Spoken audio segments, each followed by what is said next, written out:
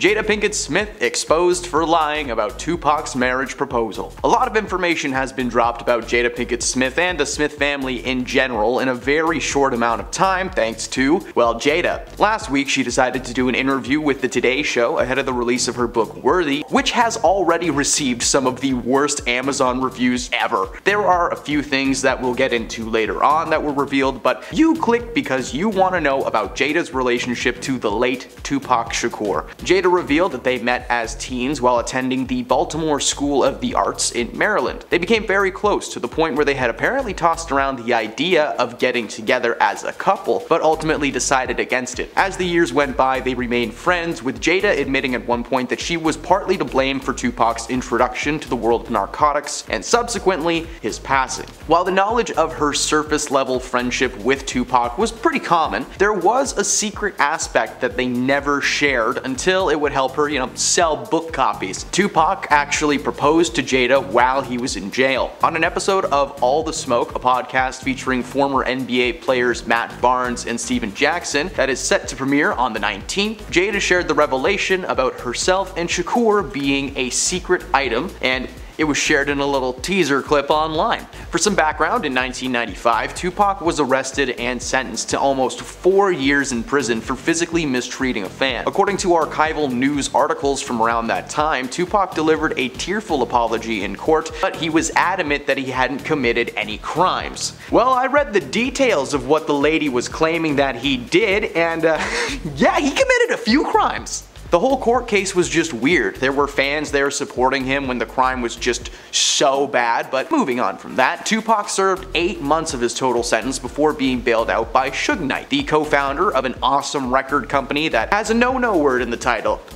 Seth Row Records. You can just replace Seth with whatever you want. While Tupac was serving his 8 months, Jada Pinkett Smith visited him at Rikers Island, where she claims that seeing her friend behind bars was the most painful part of their encounter. This guy forced himself on a fan. Why are so many people back then just like, aw, poor guy? During their exchanges, she claimed that Tupac had proposed to her. According to Jada, he wanted somebody to go through everything with him, which was something that she had been planning on doing anyway. She told him that they didn't have to get married if all he wanted was a partner in crime. At the end of the day, the proposal amounted to very little, which is odd considering that in another recent interview, Jada literally called Tupac her soulmate, something that she never says about Will Smith, but she also claims that herself and Tupac had no chemistry, which is why they worked better as friends. I don't know. While speaking with Steve Bartlett on his Diary of a CEO podcast, Jada actually read out the letter that Tupac wrote to her from behind bars proposing. In the letter, he claimed that following a spiritual awakening, he had come to realize that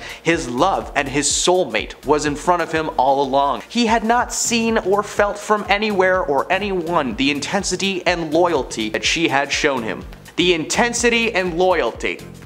He said he was ready to commit to himself and to Jada and asked her to marry him. As I mentioned, she declined, but they did remain close friends until an argument only a couple of months before his passing. Following his release from prison, Jada had a disagreement with him on his behavior. Apparently, the minute that this guy got out of jail, he was right back to doing what got him there in the first place. She explained with tears in her eyes that they had a massive falling out that ended in screaming and shunning. Jada claims that she's usually the one to reach out and make amends, but this time she waited for Tupac to make the move, and of course, he never did, and that chapter closed. Many people believe she never spoke about the proposal because then people would just know that there was something between her and Tupac, romantically or not. However, a ton of TikTok users are suggesting that this entire Tupac proposal thing is actually just a lie fabricated by Jada to help her sell more copies of her book. Timing kind of makes sense. I mean, they did just arrest the guy that took him out like a month ago. There are several specific breakdowns on the timeline of her relationship to her marriage to Will and everything in between that shows that there's no clear time when she could have visited Tupac in jail. But at the same time,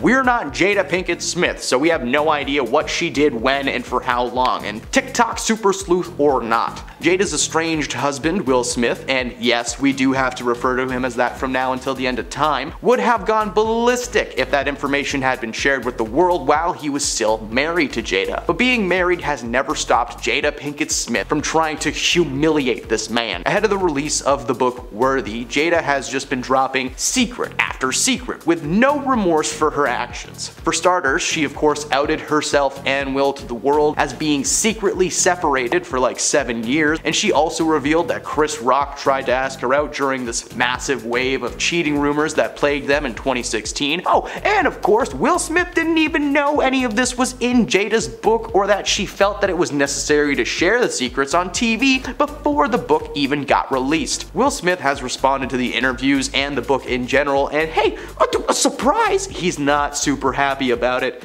Surprise, surprise, Will Smith is actually super neutral on the whole thing. Will had the chance to actually read this book, and according to him, he was heartbroken. Despite living with this woman for a large chunk of his life, he was still shocked at all of the things that he didn't know. Despite the dirty laundry being aired though, Will apparently just doesn't care. Maybe like Jada, he's just happy to see his name in a headline without Oscars or Chris Rock written in it. Speaking of Chris Rock, did you know that he once asked Jada Pinkett Smith out while she was still married to Will Smith? Well, it was in 2016 when the couple were plagued by divorce rumors, but it's still pretty neat and we're gonna chat about it. At the time, Chris either had some inside information or he just believed everything that he was reading online, because according to Jada, he reached out to, make his move. He called and said that he would love to take her out, to which she was like, why? And he clarified that he was under the impression that herself and Will were getting a divorce. That was kind of what was in the headlines at the time. Well, when she revealed that that wasn't the case, Chris was so embarrassed and began to apologize over and over and over. Though they eventually moved past it, it might explain why Will Smith was just so aggressive towards Chris Rock at the Oscars. I mean, there is no way that he didn't know Chris did that to Jada. Chris got some revenge on the couple though during his live taping of Chris Rock's Selective Outrage, his Netflix stand-up special, where he laid into the couple furiously. His special was filled with a lot of jokes, but he closed out the night with a little roast of Will and Jada. He started by saying that he had nothing to do with the slap. Will had selective outrage. Chris didn't have any entanglement, so why was Will so mad at him? He then repeatedly called Will Smith the B word and then moved on to roast Jada. He said that he was just shocked when she attempted to have him removed as the host of the Oscars in 2016 during the whole Oscars so white controversy. Begging the question, how could Jada boycott an event that she wasn't even invited to? The roasts were devastating and Chris is the king. Believe it or not, before the whole Oscars thing, Chris and Will were actually on fairly good speaking terms. They weren't best friends or anything, but they certainly weren't mortal enemies who were ready to strike each other down at the mention of one of their wives. They first met on the set of Fresh Prince of Bel-Air back in the day when Rock played two characters, an actor named Maurice Perry and his sister Jasmine. They bumped into each other a lot over the years, but Chris eventually starred alongside Jada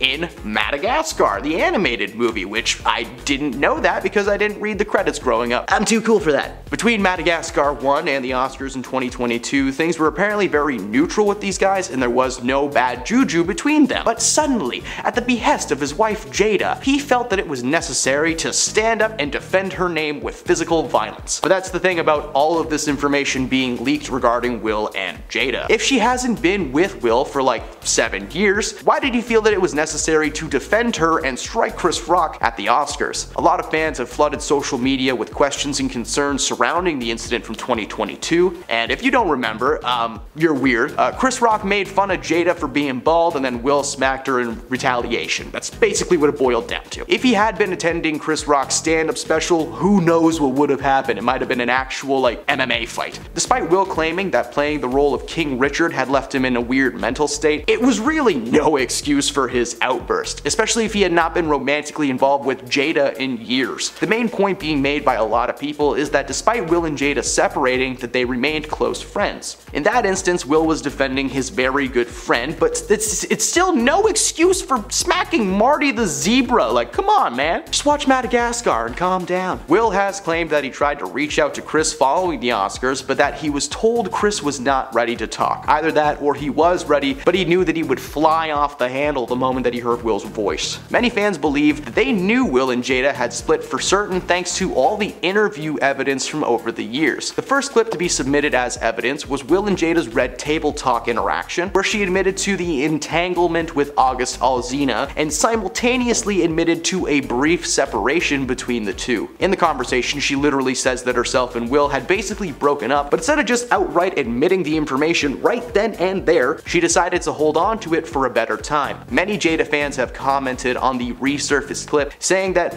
Will looks drained and he's clearly dealing with a ton mentally speaking. speaking. Jada is a calculated woman. Why reveal all this juicy gossip so early in her life? She was probably ready to tell the world what happened as soon as it did, but held out the information as a way to give her a boost in the future if needed. Is it really a surprise that she's releasing all this information right when she's about to publish a book about all this information? Like, come on, give them the scoop so they have to buy it and get more. It's a good move, but it's very manipulative. Jada is making new headlines literally every single day. As more and more headlines come out, we will be delivering more and more deep dive news stories. So, if you want to see another Jada news breakdown with a bunch of new information, well, let us know by leaving a like on this video and following the channel for more celebrity content every day. If you think we won't be breaking down her book worthy chapter by chapter, you are sadly mistaken. Maybe. I don't know, that does sound kind of fun. Thanks for stopping beyond the screen, and we'll see you next time.